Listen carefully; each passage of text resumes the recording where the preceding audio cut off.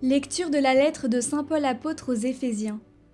Frères, à chacun d'entre nous la grâce a été donnée selon la mesure du don fait par le Christ. C'est pourquoi l'Écriture dit : Il est monté sur la hauteur, il a capturé des captifs, il a fait des dons aux hommes. Que veut dire il est monté ? Cela veut dire qu'il est d'abord descendu dans les régions inférieures de la terre. Et celui qui était descendu est le même qui est monté au-dessus de tous les cieux pour remplir l'univers. Et les dons qu'il a faits, ce sont les apôtres, et aussi les prophètes, les évangélisateurs, les pasteurs et ceux qui enseignent. De cette manière, les fidèles sont organisés pour que les tâches du ministère soient accomplies et que se construise le corps du Christ, jusqu'à ce que nous parvenions tous ensemble à l'unité dans la foi et la pleine connaissance du Fils de Dieu, à l'état de l'homme parfait, à la stature du Christ dans sa plénitude. Alors nous ne serons plus comme des petits enfants, nous laissant secouer et mener à la dérive par tous les courants d'idées, au gré des hommes qui emploient la ruse pour nous entraîner dans l'erreur. Au contraire, en vivant dans la vérité de l'amour, nous grandirons pour nous élever en tout, jusqu'à celui qui est à la tête, le Christ. Et par lui, dans l'harmonie et la cohésion, tout le corps poursuit sa croissance, grâce aux articulations qui le maintiennent, selon l'énergie qui est à la mesure de chaque membre. Ainsi le corps se construit dans l'amour.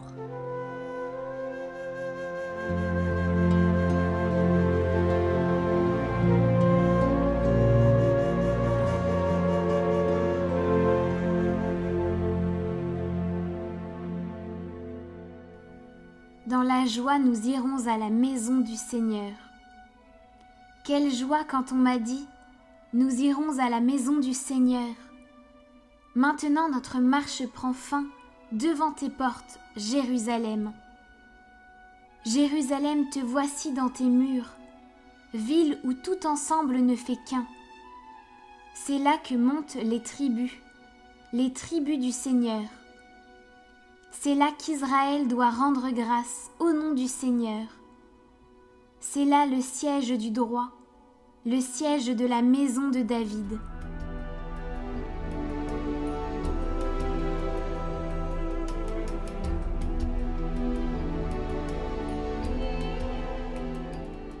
Évangile de Jésus-Christ selon saint Luc.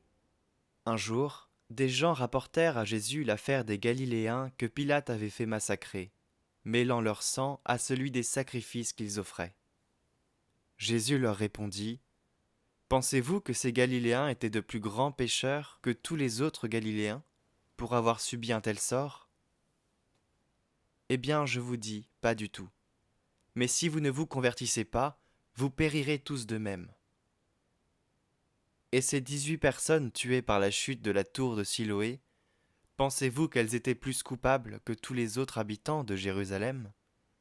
Eh bien, je vous dis, pas du tout. Mais si vous ne vous convertissez pas, vous périrez tous de même.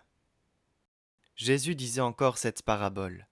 Quelqu'un avait un figuier planté dans sa vigne.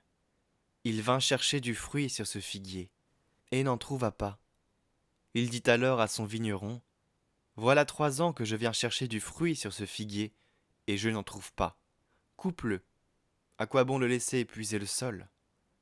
Mais le vigneron lui répondit : Maître, laisse-le encore cette année, le temps que je bêche autour pour y mettre du fumier.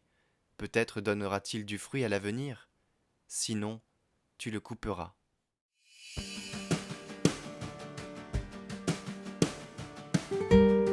Intention du pape François pour octobre 2020. Prions pour qu'en vertu du baptême, les fidèles laïcs, en particulier les femmes, participent plus aux instances de responsabilité de l'Église.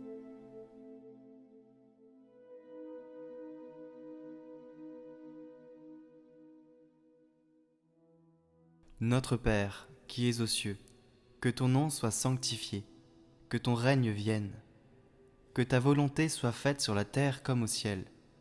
Donne-nous aujourd'hui notre pain de ce jour. Pardonne-nous nos offenses, comme nous pardonnons aussi à ceux qui nous ont offensés. et ne nous laisse pas entrer en tentation, mais délivre-nous du mal. Amen. Je vous salue Marie, pleine de grâce, le Seigneur est avec vous. Vous êtes bénie entre toutes les femmes, et Jésus, le fruit de vos entrailles, est béni. Sainte Marie, Mère de Dieu, priez pour nous, pauvres pécheurs, maintenant et à l'heure de notre mort. Amen. Gloire au Père, et au Fils, et au Saint-Esprit, comme il était au commencement, maintenant et toujours, pour les siècles des siècles. Amen.